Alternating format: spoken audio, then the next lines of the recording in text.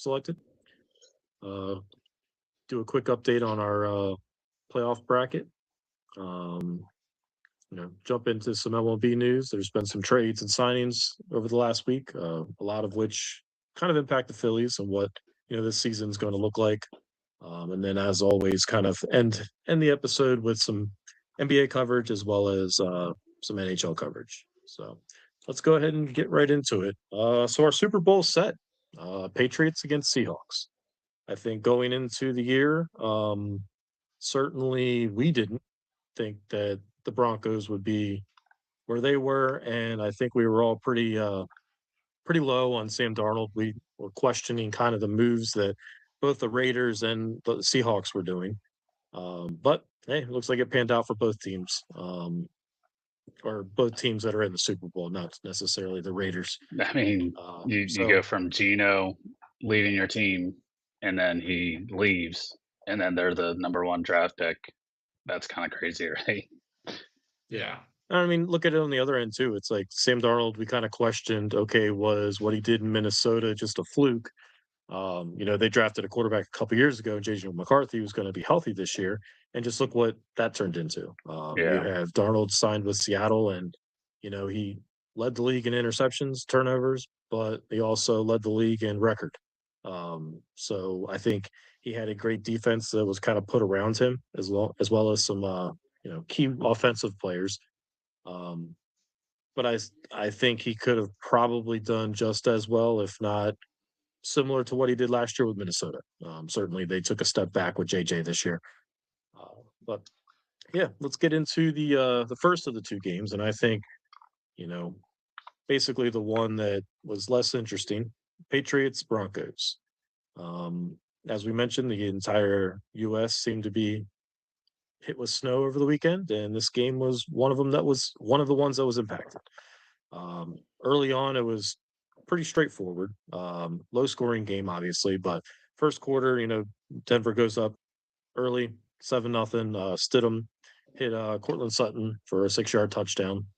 I think one of the key plays in that drive is they have or not in that drive, but shortly later or after, they had the ability to kind of go up, 10-0, which, as you see the final score being 10-7. Yeah. You leave points on the the board. That's just the way the NFL is anymore. It's one of those things where everybody's more aggressive, especially when it comes to 4th and 1. So Denver goes for 4th and 1. They end up missing out. It's the better play. And yeah, I mean, and honestly, like, you're at home. Why don't you just take the points there?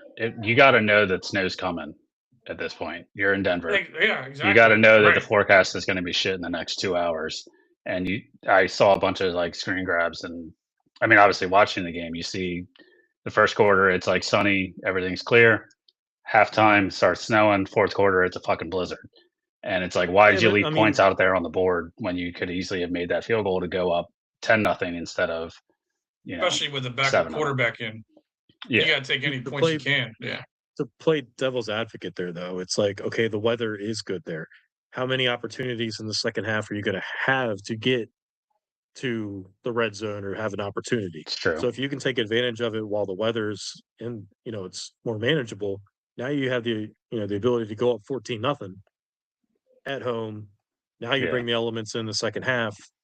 Now it might be a little easier to kind of the game kind of is swayed in your position. If that makes sense.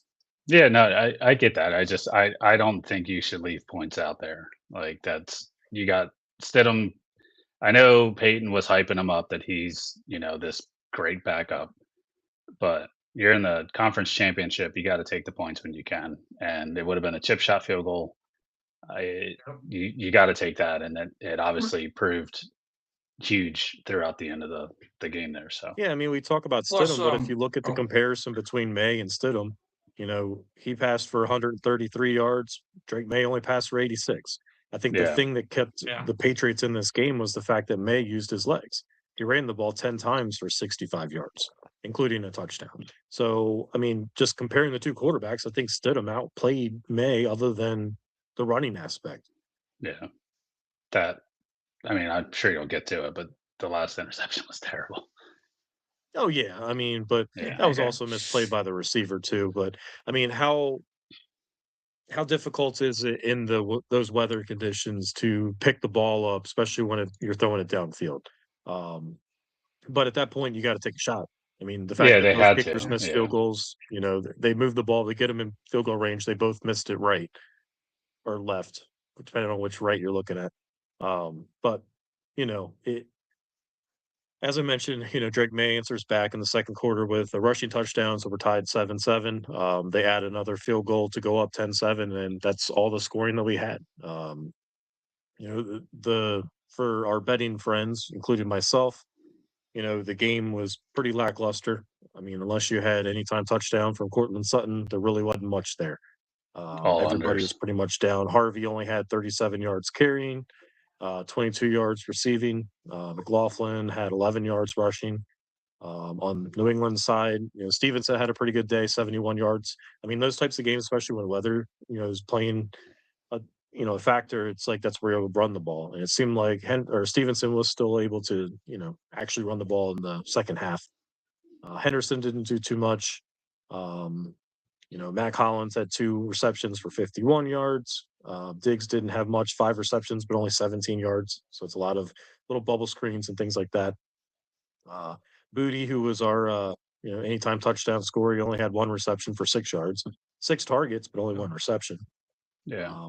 And then on Denver's side, Cortland Sutton, 17 yards receiving, 3 receptions. He had the touchdown, but there wasn't a lot of offensive output in this game. No, it wasn't the. I mean, obviously, like we kind of mentioned the weather. I remember seeing a play where the running back just fell when May was trying to hand it off, and then May was just Mhm. like, "Shit, I'm just gonna fall down." Like Yep. there was no traction out there. It was just a sloppy game. But I mean that's what we get with the outdoor football. I know a lot of stadiums are trying to be domes now, so you'll kind of Yeah. alleviate that. But I kind of like having the snow or rain I or mean, any kind of yeah. impact. It sucks for the players because the stats are bad, but it is kind of cool to watch and see that there's like a blizzard But going on. That's Denver's a actually stadium like, where they're used to snow. So like oh you yeah, said, we yeah, knew it was Well, both coming. of both Yeah, of like we these knew it was teams are. coming. Denver's like right, yeah, both the teams are. So they're like, this is nothing we've not played in before. Yeah. yeah, It's very similar to the Rams game last year against the Eagles. Or the Eagles and Rams game. Like it's yeah. same kind like first half it looked great. Second half it was like snowing. It's like and it was cold. Yeah, but Yeah, both the Eagles and Rams were able to move the ball and score too. I mean, Saquon Yeah, broke a yeah, couple yeah. long runs, and He it had the didn't big seem touchdown. to Yeah. impact Stafford or Puka. Especially when they're driving down the Jake field made to. field goals in snow. So I mean that's so That's surprising. I'm sure he missed an extra point. Yeah.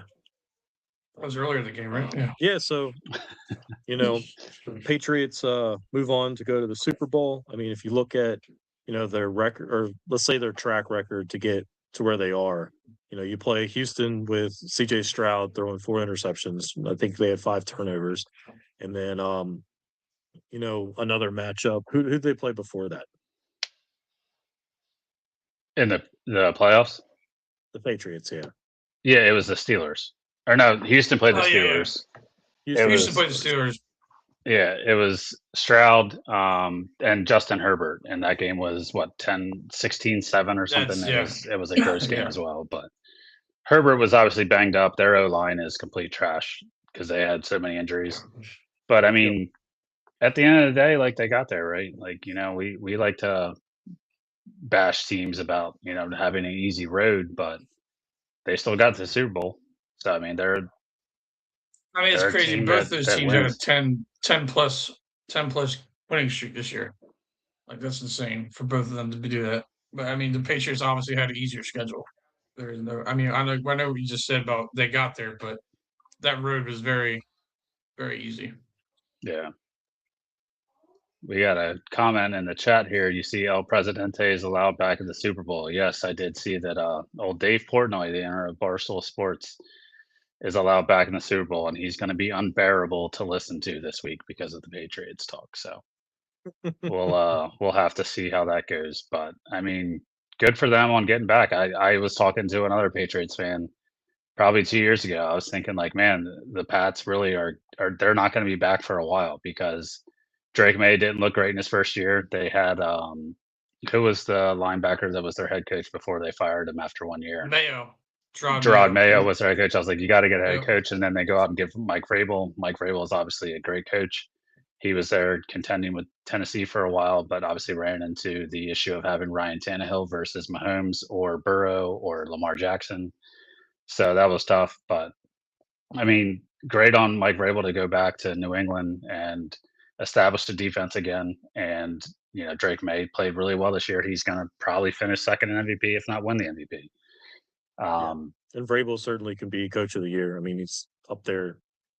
The coach of the year award's always interesting because if you look in the past years, I think it's like 4 of the past like 6 winners have been fired already. Like Stefanski won 2, I think. It's the hottest team. Yeah. Who has? I think it should be Shanahan for coach of the year. Yeah, absolutely. He would, if he were to ever vote. I think Kyle Shanahan and San Fran, with all the injuries that they had to go through, for him to get that team to actually contend. Yeah. And I mean, Ben Johnson in Chicago is a great turnaround. That's kind of similar to like the Dan Quinn of last year, like the Washington Commanders. But obviously, they had Jaden Daniels kind of leading the way as opposed to what they had the year before. But I think Ben Johnson would be up there. Kyle Shanahan for sure should win because that turnaround or dealing with all the shit they had this year was insane. Yeah, I agree. I think Ben Johnson probably.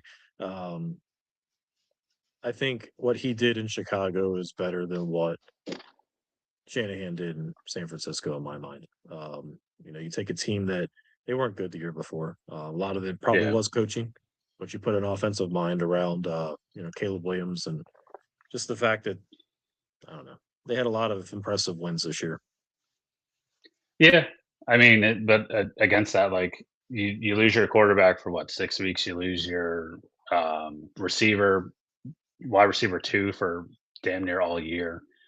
You lose Fred Warner, you lose half your defense. Like Kyle Shanahan definitely has a right to that award. Well, we talked about it too. Purdy was out, and how much of their strength coached Mac Jones into some wins. Yeah.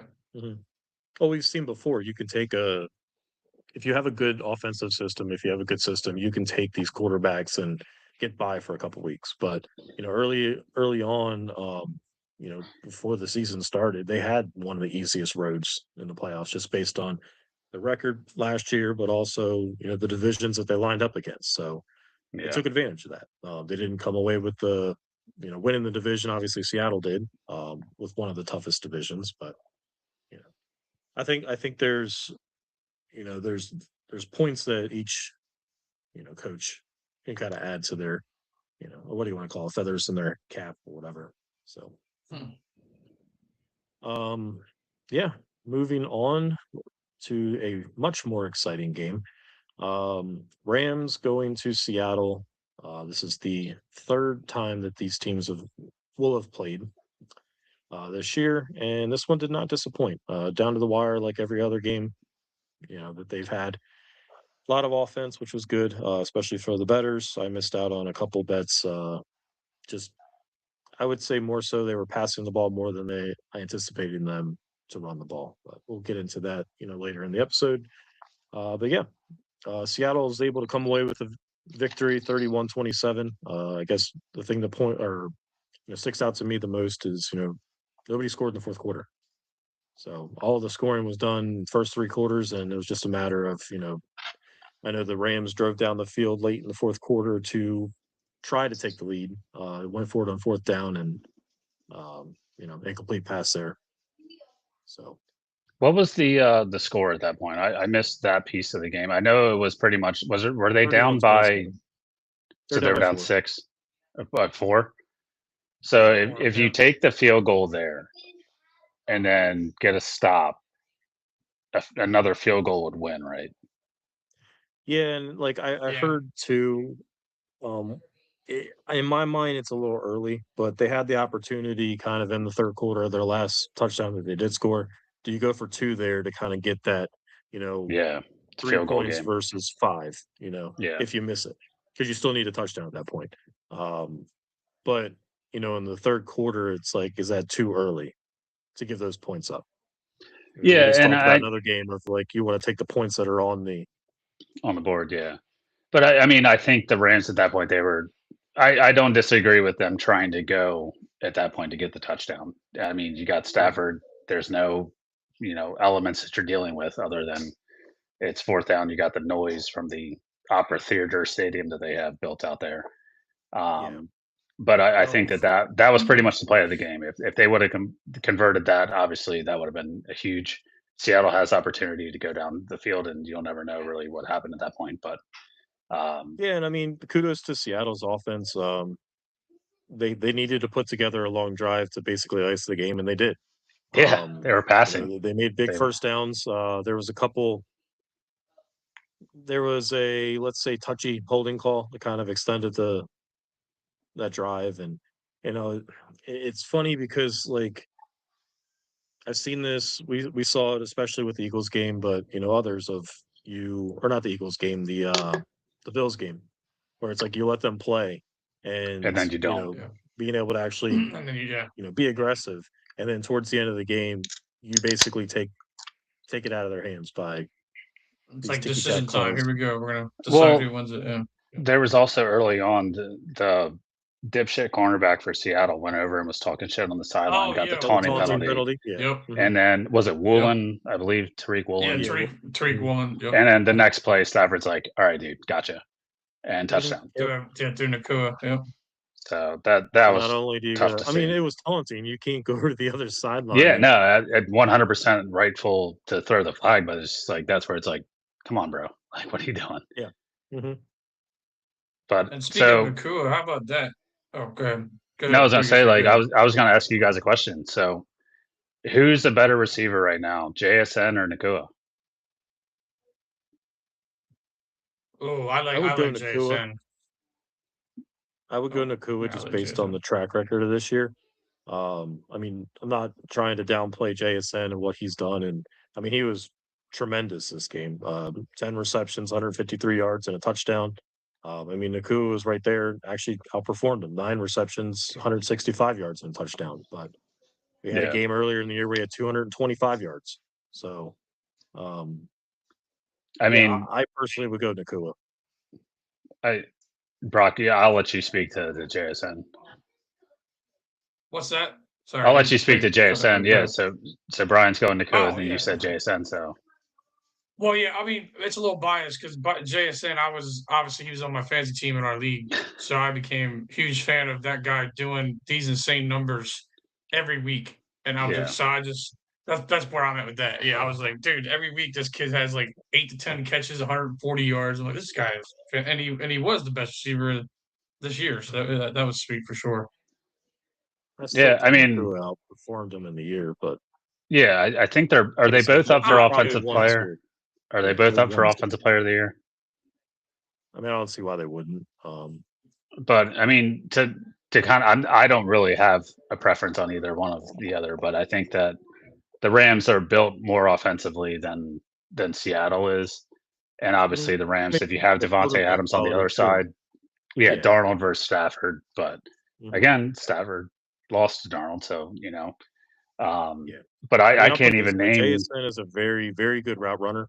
He's kind of a smaller bodied receiver as opposed to Puka, who's a larger one that's going to go 50-50 balls. He's going to go make an attempt and more than likely come down with it. Yeah. I mean, just looking at the last play of the game where he's trying to not only catch the ball, but stay afloat to get out of bounds. So, you stop the clock. Like that's a tremendous play in itself too. And it looked like he might have been. He almost was out of bounds. Like, he almost was. No, but you can't. You can't pull that. You can't make that call. It's like the World Series, right? Like the Blue Jays, they called him out at home, and luckily he was.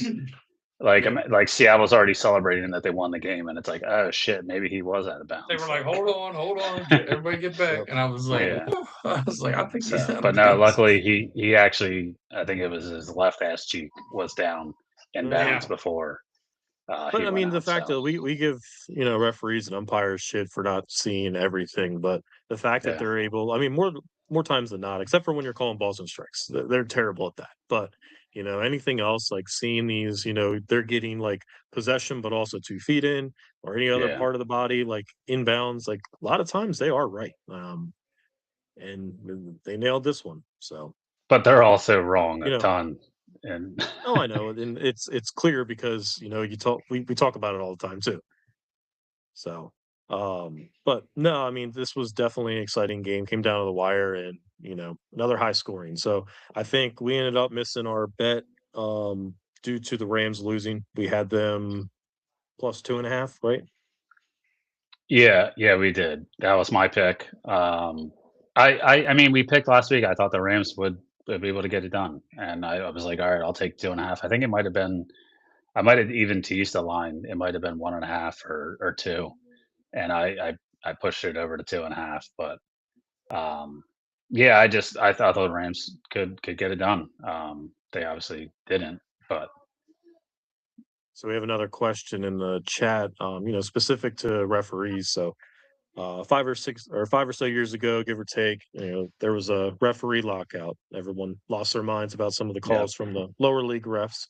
Would you really say officiating has been much any better with the full-time officials the last few years, specifically talking about consistency in calls from game to game, week to week? Um, you know, just thinking back to that time, obviously, there was an built-in excuse of, hey, these guys aren't professionals, they're not the full-time guys. Um, Like high school we're teachers in obviously there. going to complain about, just various calls. I do think that the NFL likes to pick on particular plays. Like for instance, this year is unsportsmanlike conduct, and they Taunting. focus on those Yeah. things. And I think that's kind of The taunting's always highlighted been just one. based on what we see. You know, what is a catch anymore? Nobody knows. Just because they probably make it, the ability to have replay makes it too difficult to call it live, I guess you would say. And I guess for this question, I kind of want to split it up. I think football referees, as opposed to baseball umpires, are two different stories. I think football referees, I think they do a better job. I'm curious what you guys think, as opposed to baseball. So the difference between the NFL refs, so like the replacement refs, I remember there was like as what, however many years ago they had the it was the Packers and Seahawks, wasn't it? To where it was like Yeah, one I know referee signaling the failed murder. one referee signaling touchdown, one referee signaling incomplete, and it's like, all right, guys, like be on the same page. And I think a lot of Mhm. like the refs in the NFL anymore, like they look over and say like, what do you have? Like they look at each other to make sure that they're on the same page. But at the end of the day, like obviously instant replay makes it so much easier for the fans to be able to like see things. It's impossible to know everything as it's happening live. Like you get these weird ass situations. The whole catch, was it a catch, was it not a catch thing, is has been a huge controversy for the NFL, and it always will be at this point because they keep changing the rule on what is actually a catch. We were talking about like last week the Bills and Broncos game, right? Like Mhm. what was that a catch or was that not a catch? And then you see Yeah. the When does following he have game, possession? And yeah, and then the following game they call it the opposite way, and it's like, well, that's Yeah, the refs are like almost the exact same play. Yep. out there to pretty much be just shit on by fans because Mhm. that's just what everyone's going to rely on is oh well the They're refs like the missed this guys. They're the call. guy at the podium. Yeah, Yeah, go up there yeah, and deal with exactly. it. One of And the guys in the back doing it it. we're just always going to deal with it, like no matter what. But I mean, against like MLB umpires, like balls and strikes, a lot of the issue that I have with MLB umpires is the fact that they just get arrogant and they want to be like on their high horse. I don't think the Oh NFL yeah. refs are as cocky and arrogant as NFL refs are. I think NFL refs are more just like, I'm calling it how I see it. But when I you think get to with this, NFL refs too is it's more collective. They'll throw yeah, the flag, but a lot of times they talk about it before the or even actual after they throw the Yeah. flag, say it's like like they pick flags up, right? Like they have that ability. mhm, You can't Yeah. pick up a Oh yeah. ball or Yeah. strike call as an MLB umpire.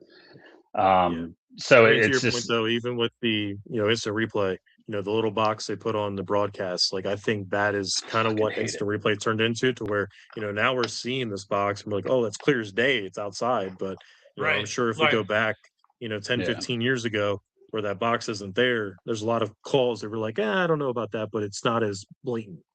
Yeah. And Plus, then you got to think about just about every. Oh, sorry. no, go ahead, Brock. You're good. I was just gonna say, like, put the MLB on. So a lot of them, like he's going with their accuracy. A lot of them have their own box, like set in their head. Like they're like, this Yeah. is what I got. Who cares what the TV box says? And then the NFL side, like, they're watching the game real time, like we are, and they might have a different angle. That's why, like we were saying, they get together. So I would say they definitely do a better job than MLB side. Yeah, I think the only thing that annoys me, and we kind of brought it up earlier, is you call the game a certain way for 3 quarters, and then you wait till the last minutes to Oh, kind yeah. of, okay, now I'm going to take over the game. And it's like That's the point I was that going to that's get the part into. that's the part that's kind of frustrating of, and I'm sure for the players too. It's like, hey, you haven't called this all day, but you're going to wait till 2 minutes in the game to basically ice it. Like, come on now. James Bradbury, baby. Yeah. That's where it's like the NFL refs. It's like, okay, like holding happens on every single play. There's a penalty on every single play. How strict are you going to be? If you're going to let them play, let them play. If you're not going to let them play, then it's just going to be a ref show, Right. and then that's where everyone's going to be complaining. So it is what it is. Referees, unfortunately, are always going to be a part of it. There's nothing that anyone can do about it because that's just the way that the games are, right? Like there's crazy shit that happens in every game. It's like, wow, is that really a flag? Like there's questionable decisions, and 95% of the time, I think they get it right. Like it's kind of just like it either goes to the point of that's how they've been calling the game all game, or that's that one off scenario that they had to account for. Yep. Yeah. So great questions. Thanks for sending those over. I guess I'll go into bets a little bit. I know it's a little out of sequence, but just speaking of this game, I know I put a couple bets in, basically on a high scoring, thinking that it was going to be an offensive showcase for the most part. I ended up missing one so basically what I end up doing is I'll put like parlays together of each team. So like one that's specific to the Seahawks, one that's specific to the Rams. So I ended up missing my Rams one by Kyron Williams not rushing for 50 yards. I came 11 yards short. I know Cam, you were talking to one of our buddies who missed his bet by 1 yard. He needed Kyron Williams to go over 40 or 40 or plus. So that's a little tough. And I think the other one I missed, I need Kenneth Walker to go over 80 yards. So he was 18 short there. So other than that, the running part of it, all of the passing numbers hit. So yeah, I went to Saturday night. I was going to sleep and I was like, man, for whatever reason, I was like, I'm gonna bet Kyron Williams JSN touchdown, and then I was like, I'm going to bet this tomorrow. Like I'm gonna wait for the lines to set, and I'm gonna take it. And then I was like, you know what? I'm not doing that. I'm just gonna put more money on JSN touchdown, and sure as shit, Williams and JSN both hit, but at least I got JSN. So, and then shout out Bet Rivers for finally doing something good and actually getting a profit based on player props this past weekend. So that was nice. But yeah, the rest of that, our parlays, I guess we can kind of just cover them real quick. So we had over 45, obviously Rams Seahawks that hit. Brock, good job on the Denver plus 4.5. And then I had Rams plus 2.5. That obviously didn't cover. And then to be fair, Brock, you said Broncos as a money line. I was like, we should probably take the points here. So the way Brock on the back there too. Yeah. So the way that Brock will send over his bets is he'll say this team over that team, and that's where I always just defaulted as the points. I'm not saying like money line. I just always defaulted as the points. Yeah. Because that's just I'll just take the points if it's an underdog. If it's I guess I never do it if it's a favorite with the money line either. But yeah, so good job, Brock, on getting that one right. Anytime clarifying. I definitely made it clear I don't know what I'm doing in the betting the whole time, but I still participate. Dude, do not do it. It's very bad. Yeah, it's not fun. But then the anytime touchdown bets that we did, Brian, you went with Kenneth Walker. Brock, you had Butte, however you say his name, and then I had Kyron Williams in I say mine. booty. Yeah, I say booty. And yeah, so Walker and Williams hit, and Booty. Obviously, if the weather wasn't that much of a factor, maybe it would have hit. But he was Yeah, I the mean, highest odds out of the parlay anyway. yeah. Out of, or I guess prior to sending over Walker, I was thinking Cortland Sutton, but I kind of talked myself out of it just because of Stidham being the quarterback. So that's why I Yeah, ended up going with Walker. Plus, he's coming off of a big game the week prior, so I figured, you know, they might try to run the ball, which they did. I mean, if you watch the first half, they used Walker quite a bit, and then with yeah, Charbonnet going out the week before, I figured he was going to be he's going to be featured. yeah. And also, Some of just the specials they had in that game, which were nice. So I ended up putting just $10 bets on these, but it was Puka or Devontae to either have 2 touchdowns each. They both had 1. So I missed that one, but they had one where it was Stafford and Darnold to combine for 5 plus touchdown passes. That hit probably in the second half. And then the last one was JSN and Kenneth Walker to each score a TD, and Seahawks win. So that one actually came in too. So ended up getting some yeah. money off of those 3 specials that Bet Rivers put out. There you go. I didn't even look at them because I've been so bad at betting. I don't even want to try and find the specials that'll always lose. But just to kind of recap our playoff bets that we have, if that's okay. So Brian, you have gone 4-1 throughout the picks that you've made. Brock, you've gone 1-4. I've Yeah, gone excellent. 2-3. And then the anytime touchdown scores. Brian, you've went 2 out of 3. Brock, you've over 3, and I'm 1-2. So not great. No. But Brian, you're crushing, dude. Your picks have been great. We can go through real quick the weekly picks. So Brian, you're 10-2 on your picks in the playoffs. Brock, you're 7-5. I'm 7-5 as well. So Brian, if you've actually been betting what you've been talking about on this Positive podcast, though, you're so probably I'm okay. Yeah. sitting in the green, right? I've had a little bit of green in the Bet Rivers, which is nice to see. You know, Yeah, you scroll a lot, you see red, you get a little depressed. So that's got to be the NBA bets. no, the NBA bet, I had one that I hit, and that actually got me back into it because I was like, all right, I'm betting everything I got right now. I'm not putting any That's more what they money do. back in, not for a while at They least. reel you back Yep. in. Like, let's give them that Yeah. one. Yeah, exactly. But hey, it's been pretty good. So we'll see. Obviously, big game coming up in a couple weeks. We will preview that next week, as well as you know we talked about doing our previews for the Eagles offseason. We will have that as well. So since and how the Pro Bowl's this weekend. There's not much to cover there. We did get a question in the chat about the Pro Bowl as well as the All-Star game. So let's just dive right into that. So last question, then I'll shut up. And now we appreciate sending comments over. The Pro Bowl and All-Star game, how do we make that competitive where it actually does matter and there's an effort put in? Not it's or so it's not glorified TV and such. So in my mind, I like the skills challenge for the pro football. It's tough to make it matter. I think like not Yeah. many all-star, let's say, events really matter. Back in the day, the baseball one did just based on home field in the World Series. They can't do that with football just because the site's always going to be Neutral. Neutral. established prior to. Yeah. They tried putting like in the NBA, for instance, they tried putting bonuses in.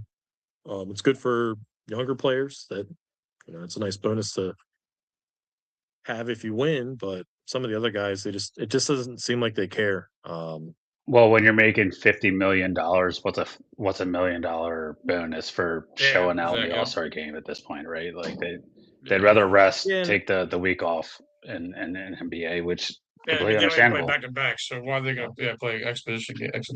Yeah.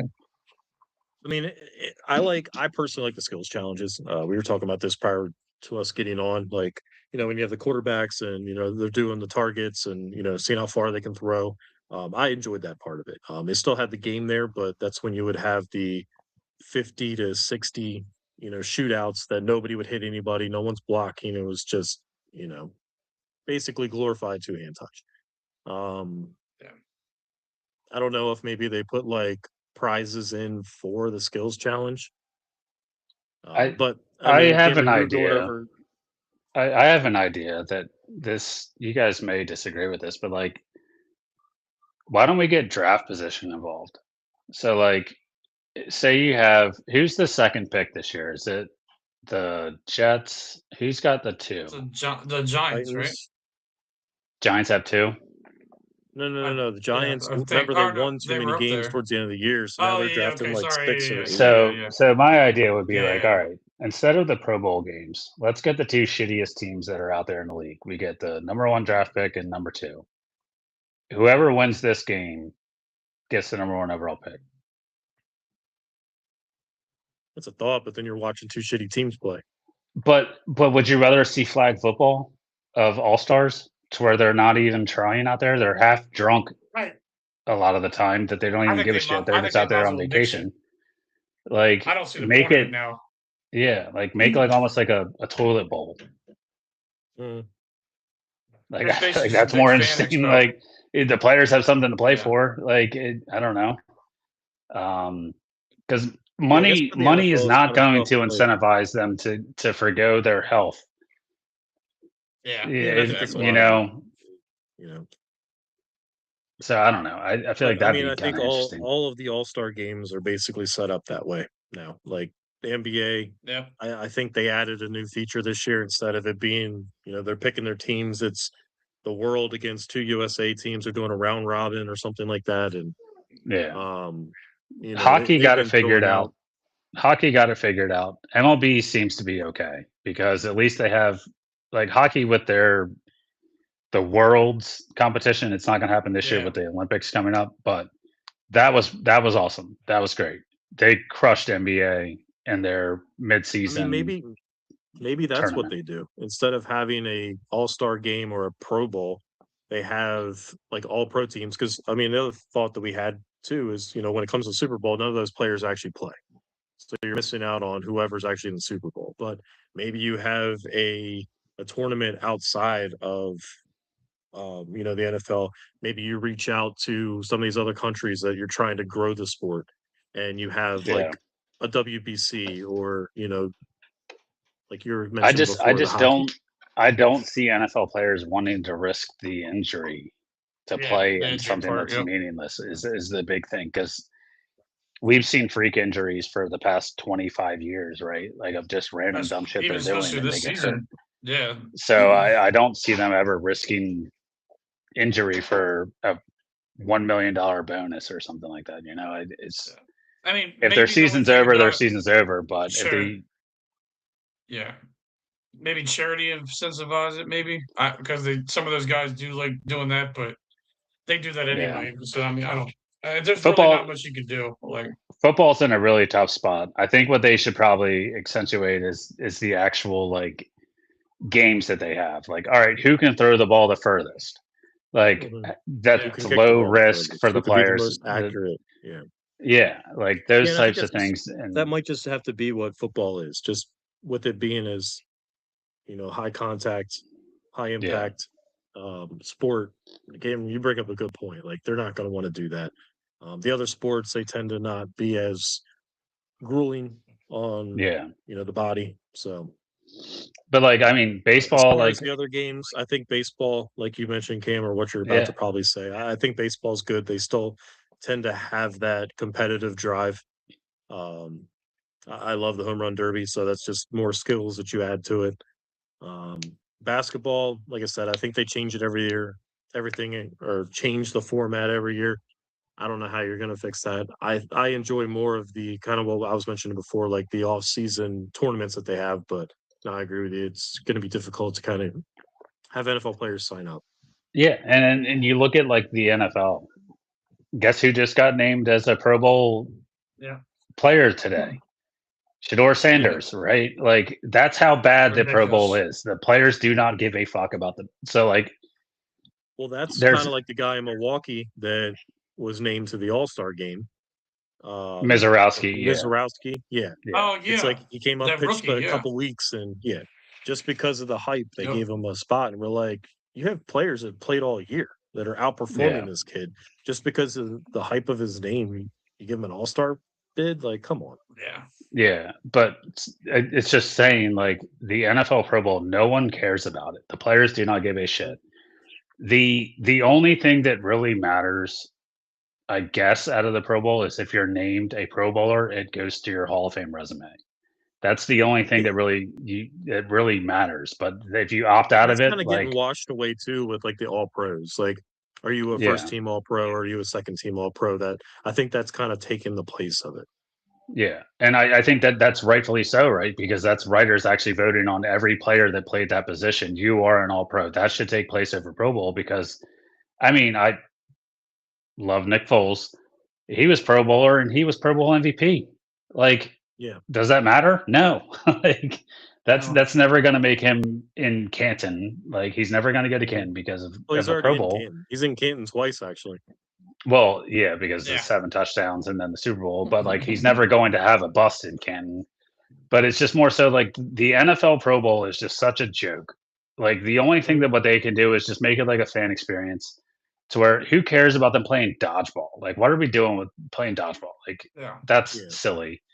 Do it to where it was back when we were kids, where they're doing like, all right, quarterback challenge, like throw the ball the furthest. Let's see this rocket arm, Josh Allen, Mahomes. Like, obviously Mahomes has a knee injury. He's not going to be out there doing it, but like that'd be pretty cool to watch. Like, who has the biggest arm?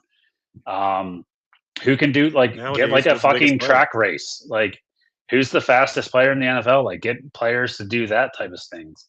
Like, that's more exciting than watching them play flag. Like you have a lot of the combine events, and I'd like to see how did they do in the combine originally when they drafted and where they at now.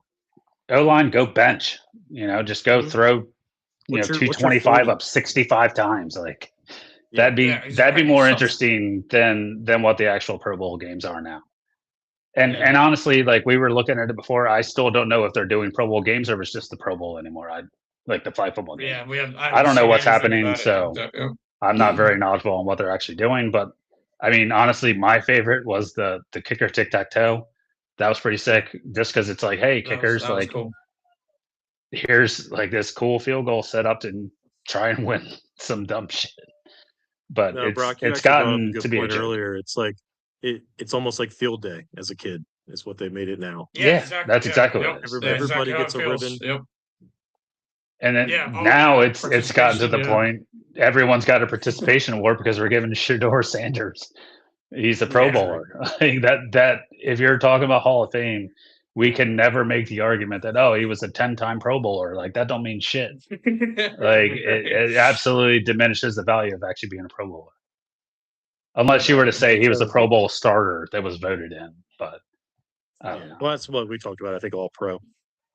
It kind of weighs a little bit more than Pro Bowl starts per se. So speaking of Hall of Fame, I guess the biggest news that came out so far: no announcements of who's got in, but somebody that did not get in, Mr. Belichick, is not going to be a first ballot Hall of Famer. So, what are you guys' thoughts? Brock, you go first if you're ready. I think it's absolutely ridiculous that he is not a first ballot Hall of Famer. It's obviously one of the best, if not the best coach. Like, what has he done to really obscure the voters away from putting him in? Like, I know, players in the past they may not liked him. And having the 24-year-old girlfriend, like maybe that's what it is. Yeah, but it's more probably the Spygate, Deflategate. Yeah, I feel like the NFL voters are trying to be more like MLB writers at this point for Belichick. They're trying to prove a point. I don't get it. Like, I completely disagree. Bill Belichick 1000% should be in as a GM, a head coach, whatever the fuck position coach he was before he became a head coach. He is 100% Thanks, a Hall of everybody. Famer. The fact that they're making an example out of him, I feel like the only argument against it would be because of the controversy that they Mhm. had. Like the fact that like all of the shit that came out of New England with Belichick, but that's the only reason I can ever think that like makes logical sense is because he was tied to all those controversies as to why he wouldn't be. But at the end of the day, he is the best coach of all time. Yeah. He's got what, 6 rings? That's the most Mhm. out of any Yeah. coach. The Yep. most out of he's tied with the most of any franchise in football history with Super Bowl rings by himself, and it's just Plus, you got how division wins, like all that, like yeah. everything. The record, like So just Owned if the division Belichick for a decade plus. my yeah. question here is if Belichick's not a first round or first ballot Hall of Famer, is Brady? I think 1,000% he is. Oh But my why God, Brady wouldn't should not I be think in he why kind of title. proved wouldn't that. but why wouldn't Belichick be if Brady is? Well, Brady went down to Tampa, won a championship right after without Belichick. But Yeah. Nick Foles has his championship. He's not a first ballot Hall of Famer. Like Nick Foles doesn't have 7 championships. yeah, I know, but what I'm saying is like you can't base Brady's Hall of Fame on one championship is what I'm saying. So like Well, if I'm basing it off of the one additional one he has that's not with associated or Belichick, yeah. affiliated with Belichick. But if Belichick doesn't get in first ballot, Brady shouldn't get in first ballot. So okay, Yeah, so then if I don't Brady, agree with if that. we're not counting, are we saying also the tuck rule was also another knock off of Brady's thing? Like because it necessarily wasn't or every field goal that Well, the Patriots Deflategate made, too. I maybe mean, he's that's the one that not wanted that those. Butler's Yeah. Butler's interception. There's like what 5 more reasons. Maybe he's not But I mean that's how ridiculous it is though. Like why isn't Belichick No, in I agree. No, is my point that I'm I making agree. here Yeah. is if No, I Belichick isn't totally a agree first with I that. think ballot, then how is Brady going to be a agree first he ballot? should be. Yeah, he Yeah. should be. Yeah. But I'm saying Brady should be also. You know, he will be Yeah. 1000% because he's the greatest of all time, but it's just that's how ridiculous this is that he's not. Yeah. And I just agree. don't get how I don't know. I don't know who is leading the I just charge can't of wait. I saying that just can't wait Belichick to see what his girlfriend has to say about it. I can't wait. She's gonna be right ahead of this PR. All Well, about it. what's a Hall of Fame? There's only one. yeah. Yeah. All right. I just don't Moving on. understand that at all, but that's wild to read that he is not a first ballot. He should be in Yeah, as a we'll first certainly ballot as a cover. GM, like Yeah. for Yeah. building the teams that he did. Like I don't. That's crazy. Yep. No, we'll definitely cover the Hall of Fame once they make the announcements. But moving on to more depressing news, the Birds, they can't find anybody that wants to coach this offensive or this offensive quarterback team, whatever you want to call it. So just a recap of kind of the guys that they've at least reached out to. So Declan Doyle, he basically withdrew, said he's going to stay in Chicago. Charlie Weiss Jr., he withdrew and decided he's going to stay in LSU. Arthur Smith from the Steelers, he's going to take Ohio State job.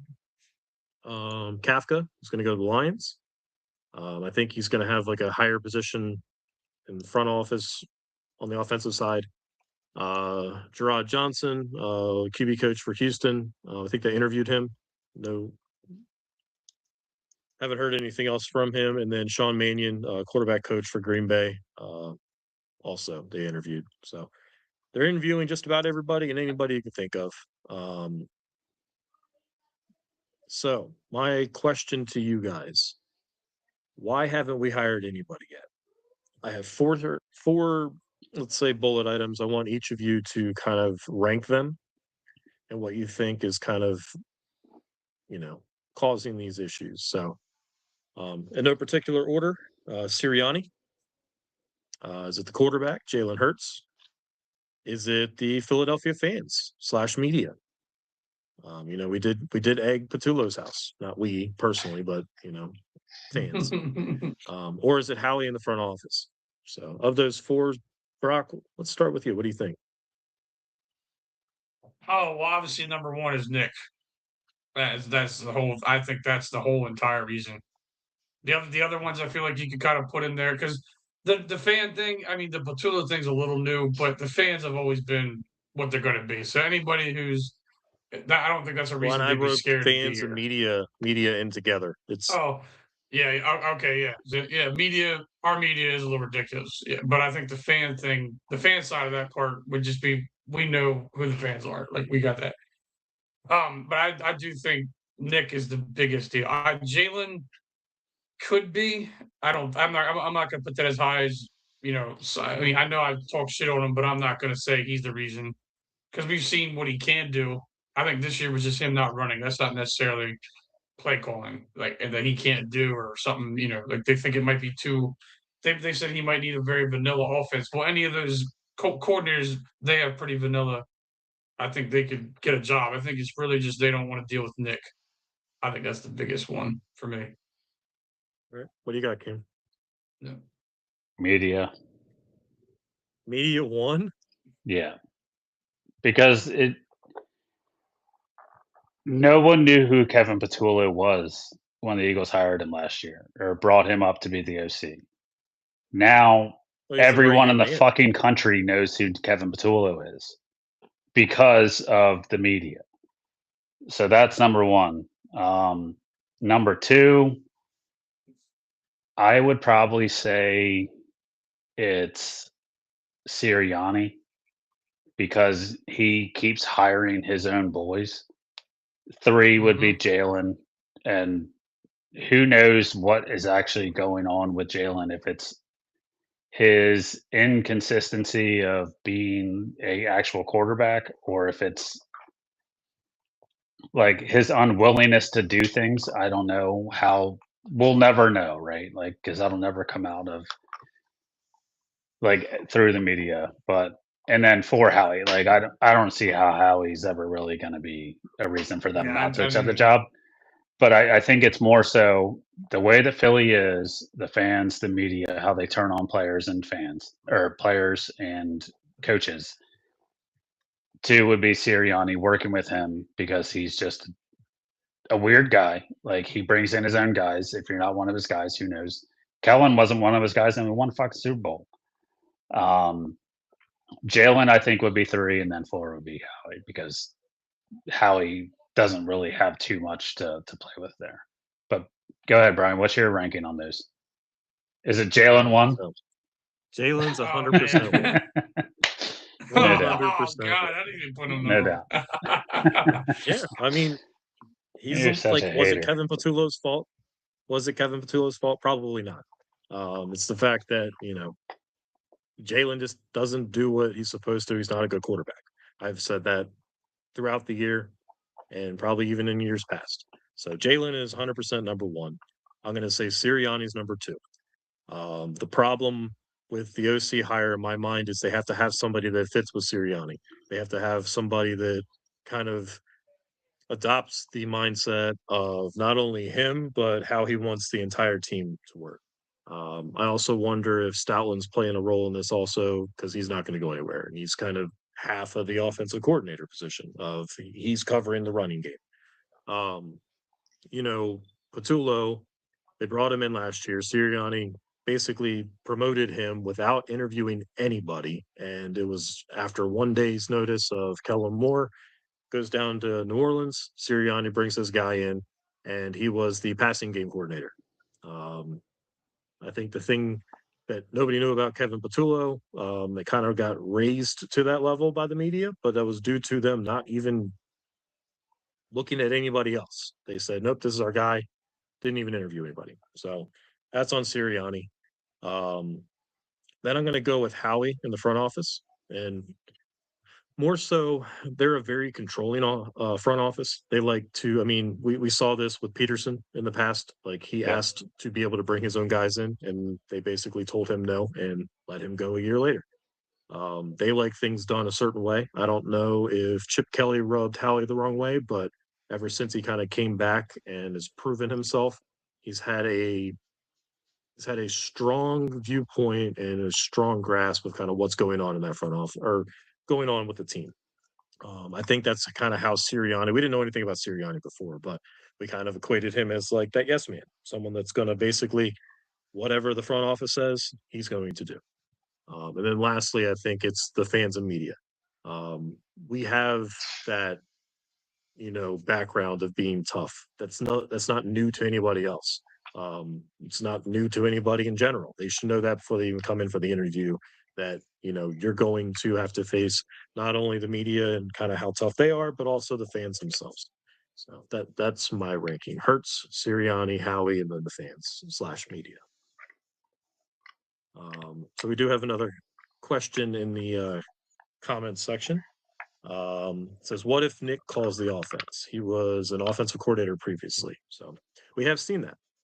Nick called the offense early on and got it taken away because I don't think he's good at doing both jobs. We'll put it that way. It takes a I don't think he's good at special, making decisions of any kind. and we kind of see that. Like, there's a lot of times that he took over play calling from Brian Johnson 2 years ago, and it didn't work out. I think there are coaches in the NFL that can do both jobs, head coach and offense, and call their own plays. A lot of guys want to do one or the other because it's a toll. It takes a lot of time to do both. Having someone that's focused on just the offense, I think, is helpful. I think a lot of what we saw with Patullo and what Patullo wanted to do is basically what Nick's offense would look like. It's just another person calling it. I don't think that Nick is. I think he's a great head coach. I think he's a poor offensive coordinator. So I think that it makes sense for them to have an OC that's actually calling the plays. I think that Nick is great with team chemistry and building and keeping the morale high. I don't think that he's a very good offensive play caller. And I think that's he's a where he great leader. struggles at. Yeah. Yeah. But he needs pieces around him to be successful. Correct. And you look at the previous seasons, that it pretty much shows itself true, right? Like when he first came in, it was his offense. We weren't that great. They bring in Steichen with him. We go to the Super Bowl. We lose Steichen. We bring in Brian Johnson. Terrible. We then, well, and that was Jalen's guy. So they brought Johnson in because that's who Jalen wanted. And then that's when Nick took over play calling. I don't know how far into the season, but he takes over play calling, just didn't get any better. Obviously he's gone. They bring in Kellen Moore. That might have been more of a Howie thing, bringing in Kellen Moore, but we were fortunate to get him too. The Chargers let him go after Dallas let him go. So it's one of those things where, and then I'm also curious of going back to my hierarchy of blame. Was Kellen Moore's offense one being run, or was Jalen bailed out because Saquon and the offensive line and just the offense ran through Saquon and he just was there for the ride? Yeah. I would say he was bailed because, Jalen ran more last year. Jalen ran at times when he needed to. This year, all he did was run to the right and then try to force a throw. Like, he was never using his legs almost at all this year. But the thing against that, though, like when we watched Tanner McKee play, he did the same offense. Like he was running to the right or scrambling around and just throwing it out of bounds. People have McKee up here. Like people have McKee as but like some. What I'm saying is, though, it's the same offense, right? No, so like that's the way the offense is designed: is to roll out if your read's not open, throw it away. That's not Jalen's fault. That's the way that the offense is run, and that's why I'm set on it being a Patullo problem. So if we can get a guy in there that is more aggressive. Yeah. Go ahead, Brian. No, I was saying Sirianni / Patullo. Yeah, but that's where it's just like it's not just a Jalen thing, because when we watched that game with McKee, it's the same exact offense, and that's where I think that it's also McKee, it's not a second Jalen string problem. guys and a bunch of guys that weren't they're not starters. You give him AJ Brown, Devontae. I mean, he looked pretty good when Devontae Smith was in there for 4 or 5 plays. Yeah, but he also played the year before when Jalen went out, and he did pretty well.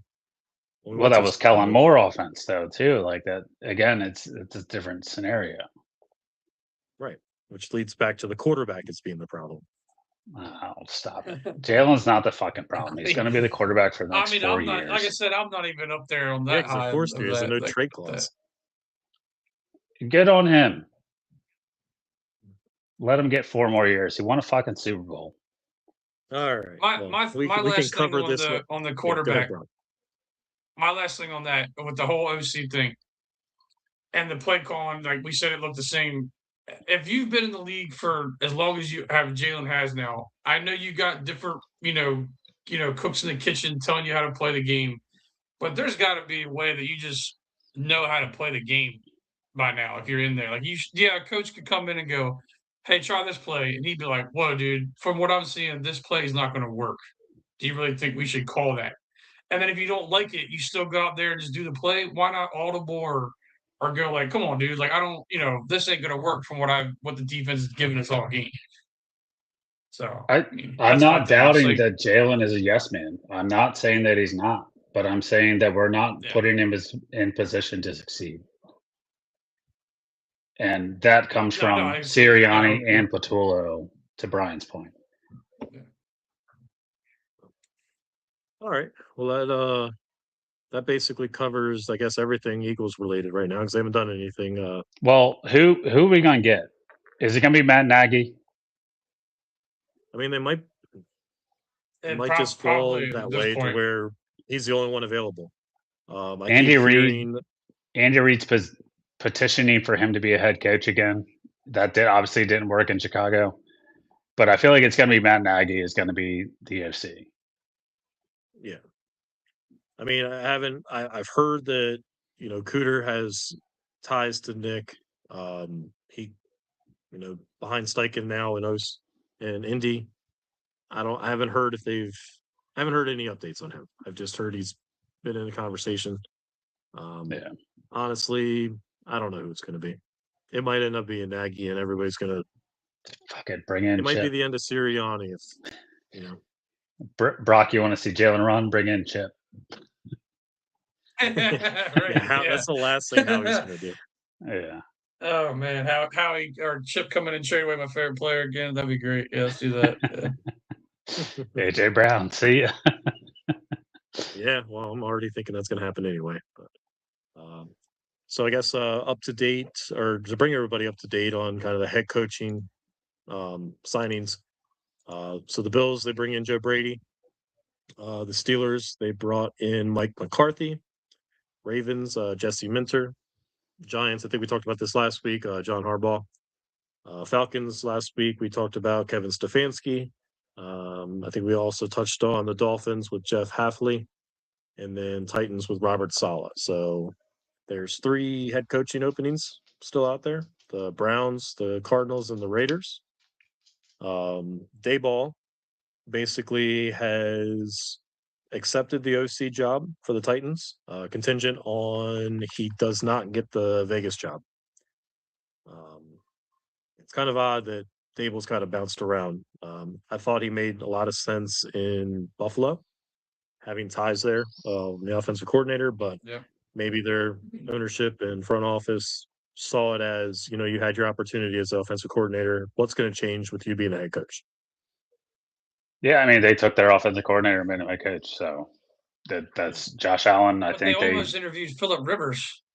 They did interview Rivers. That was I'm like, kind of come ridiculous. On. Like, how do you go from him just to go, we'll just keep the guy we got in his house? Like that's I don't know how or what the strategy was to interview Rivers, but especially when they fell back to their offensive coordinator. Like he's been their offensive coordinator for a while. Yeah. He's been interviewing for head coaching positions previously, and they were like, "All right, now really like he's our a Rooney guy." Rule thing, either. I guess if you hire someone from in house, I think it doesn't matter, right? I think that's how. I think that's like the loophole.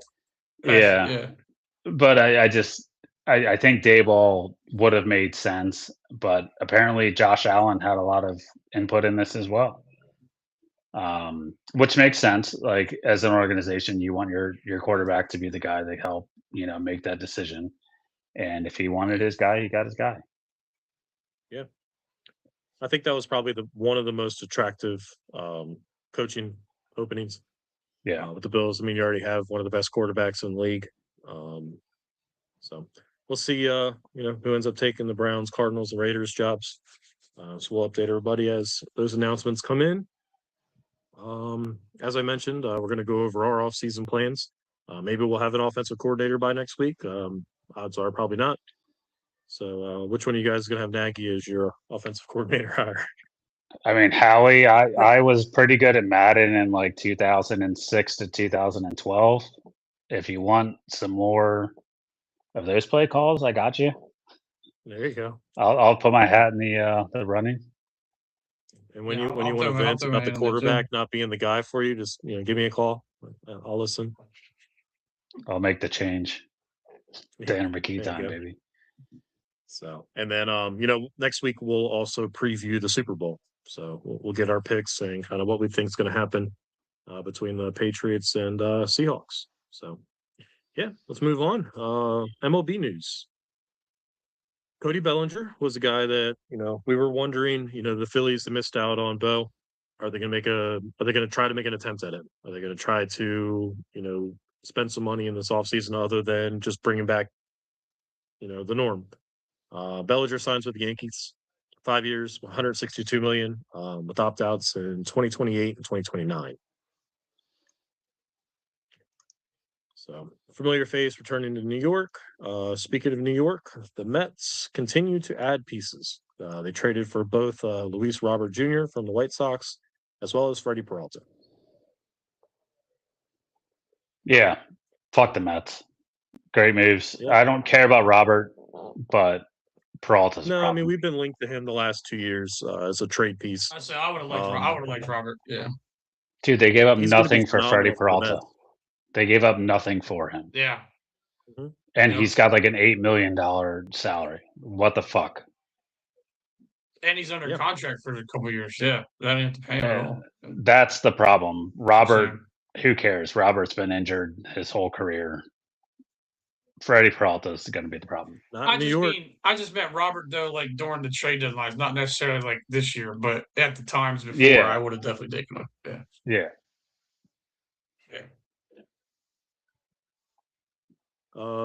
I guess some other news, Phillies related. They did not sign Harrison Bader. He goes to the Giants for 2 years, $20.5 million.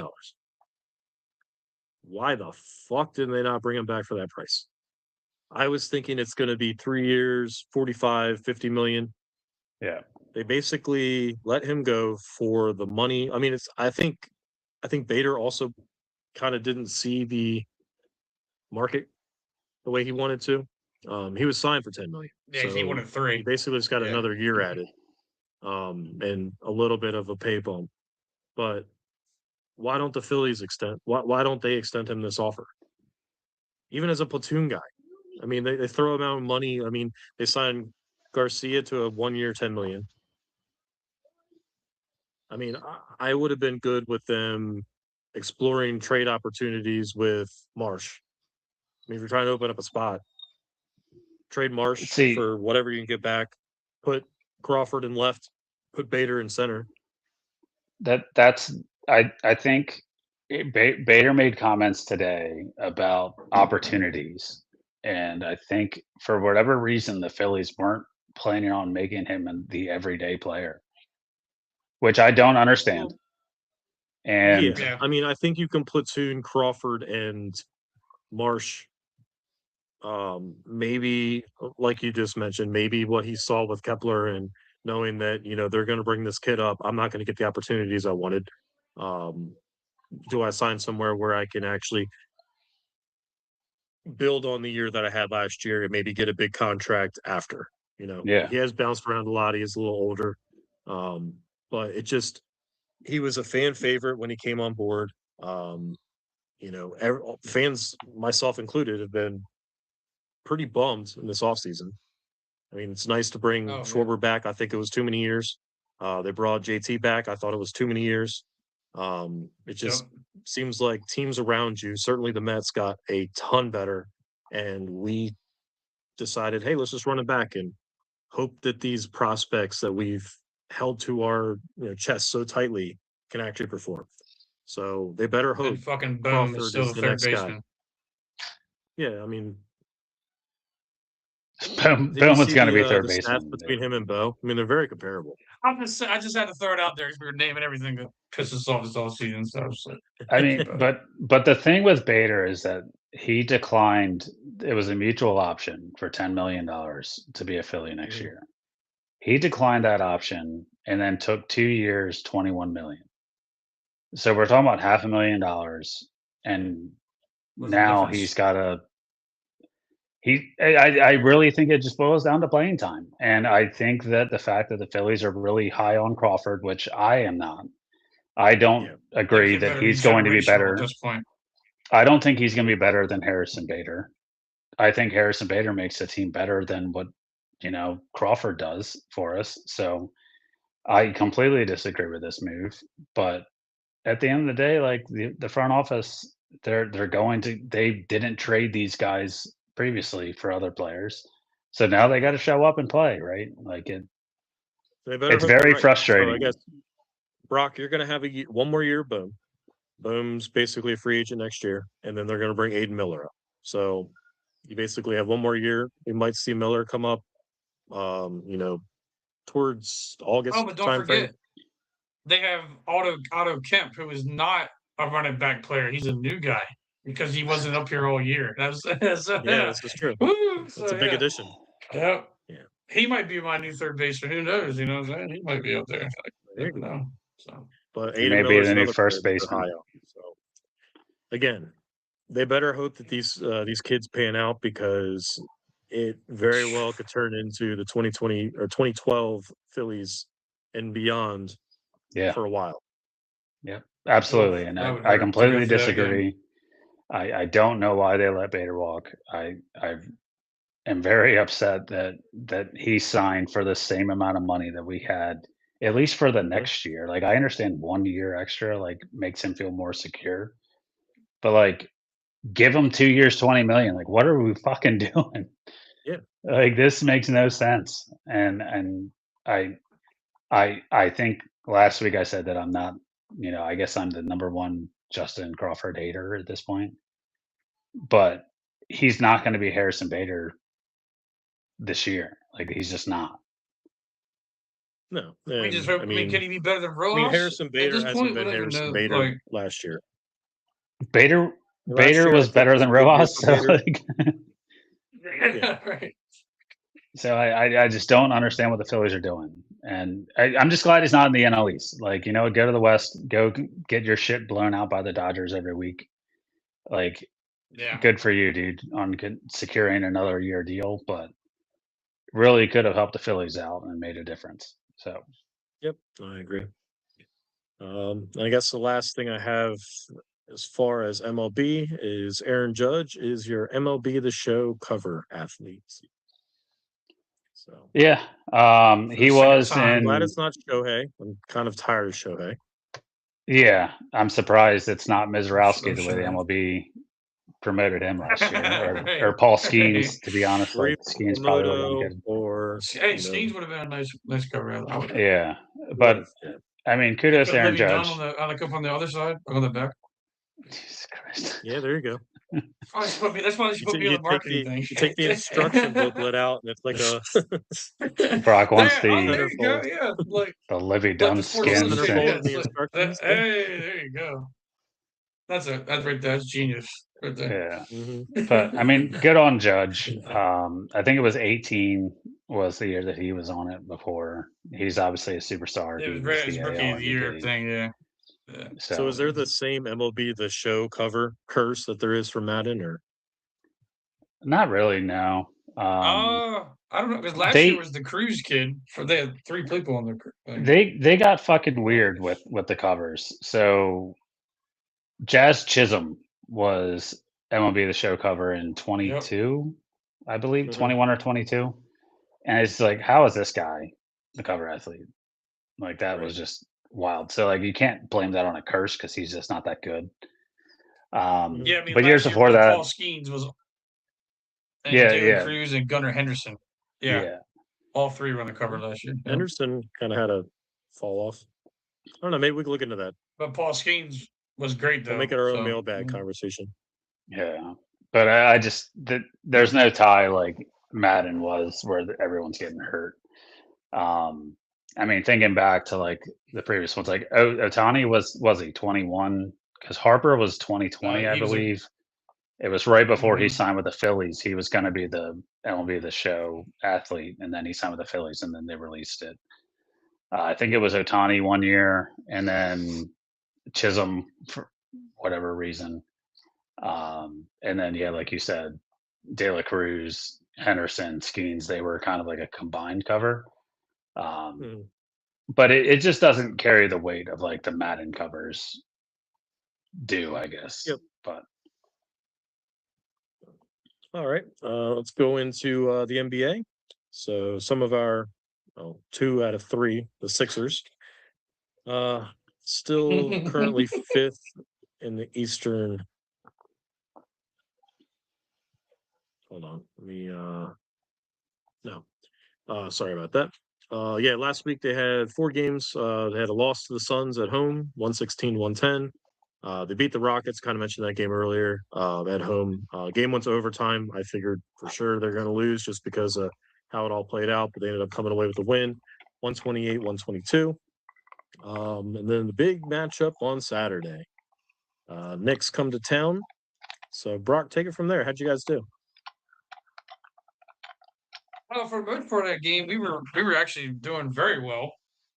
The second half was not particularly great, and then I admit we got some very lucky non-calls at the end of that game. But I mean, hey, I'm not a ref, so I'm just a fan watching from the sidelines. So it's a good win Hey, though. we talk about officiating, and the one sport that we didn't really touch on was the NBA, and I think they are by far the worst officiating, just across the 4 major sports. They've already had controversies about fixing games here or gambling. there.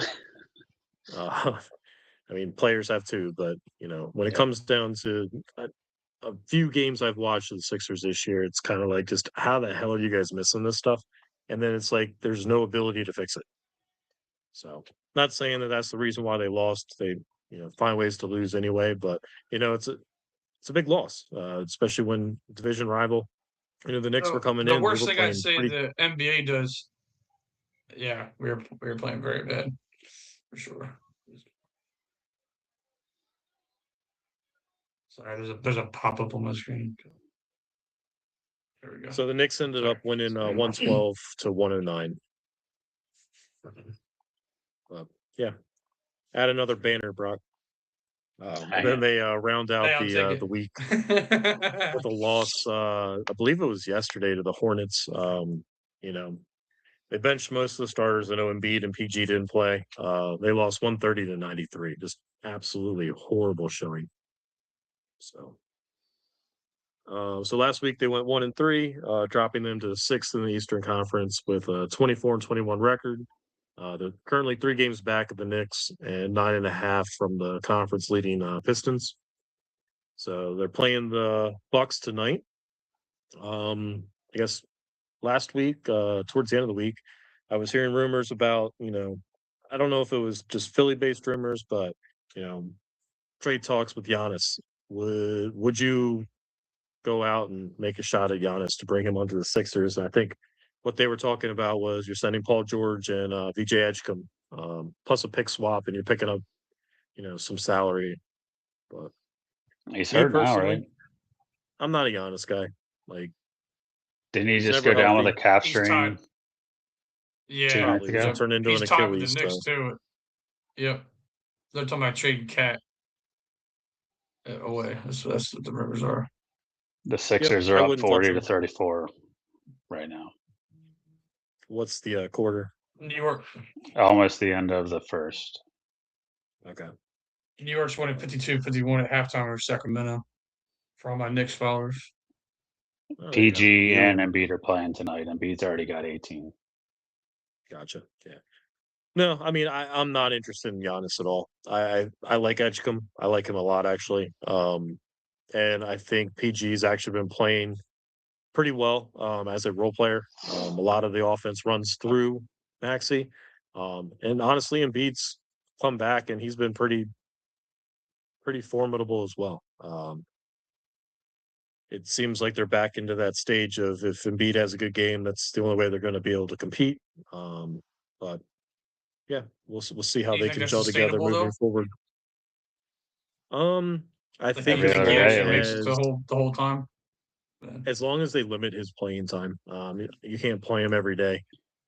It seems like Yeah. they're letting him when he does play, like he's playing for more minutes than we saw earlier in the season. Uh, but you're seeing some productive games out of him too. Like I think he had a triple double last week, which was nice to see. Um, We'll take it day by day, Brock. yeah, So I just wondered. Yeah, I just like I said, I know from just how many Sixers fans I know and friends of. I just was like, that's still a potential to you guys get excited and then Embiid goes down with something. It's like, oof, there it is. And I'm not Yeah, rooting nope, for that. I'm just 100%. saying that's just what go happens. go have Yeah. another players only meeting. It's fucking January. Hey, So, it worked so far, so I'm okay with that. yeah, upcoming games they have the Kings at home on Thursday, the Pelicans at home on Saturday, and then they hit the road on Monday to go play the Clippers. So we'll see what they're able to do, this week. Hopefully, get themselves back up in the standings. 6 seed still in the playoffs. They don't have to worry about doing the play in, but it'd be nice if they can get to that 4 or 5 or even higher. Onto the NHL. We kind of talked about upcoming matchups for the Flyers. Tuesday night they had a loss on the road to the Mammoth 5-4 in overtime, so they were able to get a point there, but not able to come away with a win. But they were able to follow up with a surprising win against the top team in the NHL, Avalanche, in Colorado. They won 7-3. So pretty Football score. impressive. But in typical Philly fashion, they come back home, play a division rival in the Islanders, and they lose 4-0. So I think the Islanders game certainly hurt them a lot more, just because now with that loss, they're 3 points behind or 4 points behind them, and they're currently to be third in the division. So that would basically bump them ahead of the wild card. So if they were able to come away with that win in regulation against the Islanders, they would have been tied with them, essentially. So they remain fourth in the wild card, so they're still. But the problem with the wild card is they're at 57 points. I think the Islanders are at 61, but then your wild card I think was at 62 or 63. So there's still several points out of a wild card at this point. Their upcoming games they play tomorrow on the road against the Blue Jackets. Thursday in Boston to face the Bruins, and they return home on Saturday to play the Kings.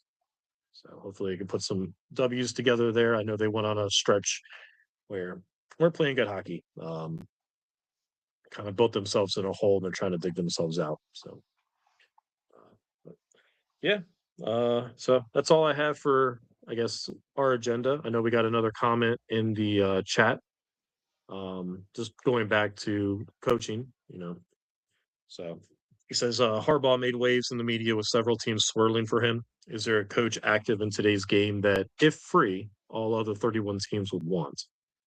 I think specifically to the NFL, if like Sean McVay comes to mind, just in what he does with LA, calling plays, he kind of sticks out to me as a guy that people would go out of their way to get. I think there's You like guys have 5. anybody initially? What's that? Shanahan, I would say Kyle Shanahan. Yep. Yeah.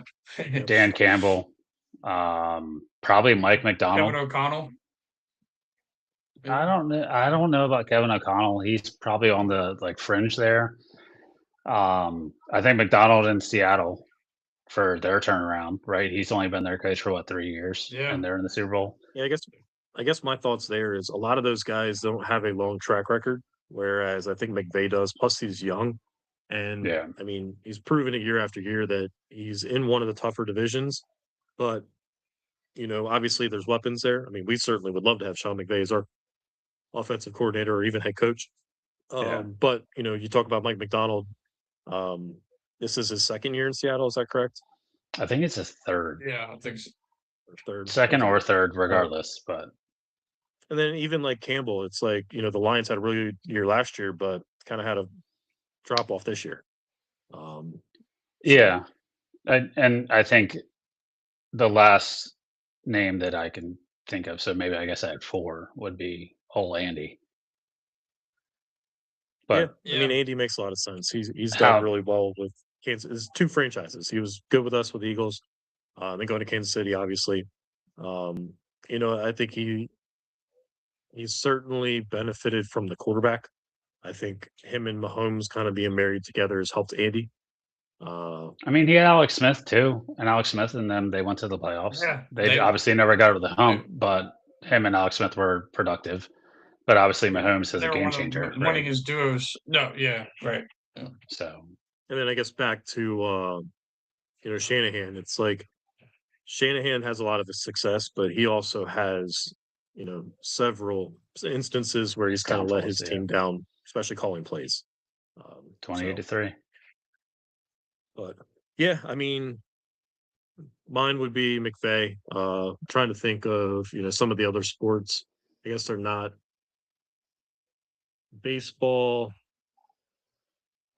It doesn't fucking matter. Managers don't mean shit in Yeah, baseball. managers really don't. It's NBA just all coaches don't player mean based. anything. Same with NBA. NHL, who Yeah, so I think cares? it would be just NFL. NHL, I couldn't even name 5 in NHL coaches. Like I can name like 5 former Flyers coaches that are coaching. Yeah. That's true. Yeah. But it's surely just, I think it's probably those 4 guys are. I mean, Vrabel might be in that talk now too, right? Like he had success at Yeah. Tennessee, and then he goes in New England in his first year, and they're in the Super Bowl. So Yep. We'll see.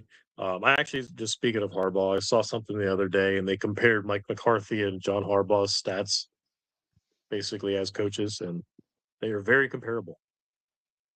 yeah, Yeah, so maybe we'll cover that next week when we're back. You can look at those stats and kind of compare. They both have a Super Bowl. They both have very similar records in the playoffs as well as the regular season. So kind of interesting to see, because kind of what our the listener said. It's everybody's clamoring for Harbaugh as the next guy, but Mike McCarthy has always been the one that was an afterthought. yeah, and I Yeah. mean if you're talking about McCarthy taking over the Steelers job, wasn't he the coach against Tomlin in the Super Bowl? Yeah. Green Bay and Pittsburgh, right? So Yep. Tomlin won that one, obviously, but they're 2 coaches that went to that one Super Bowl and then haven't been to the Super Bowl since. So Yeah. who knows? Cool. All right. Well, thanks everybody for joining. And then until next time, we'll be back on Tuesday. Look forward to talking to you all Cheers. then. Thanks. Thank you. Cheers. See ya.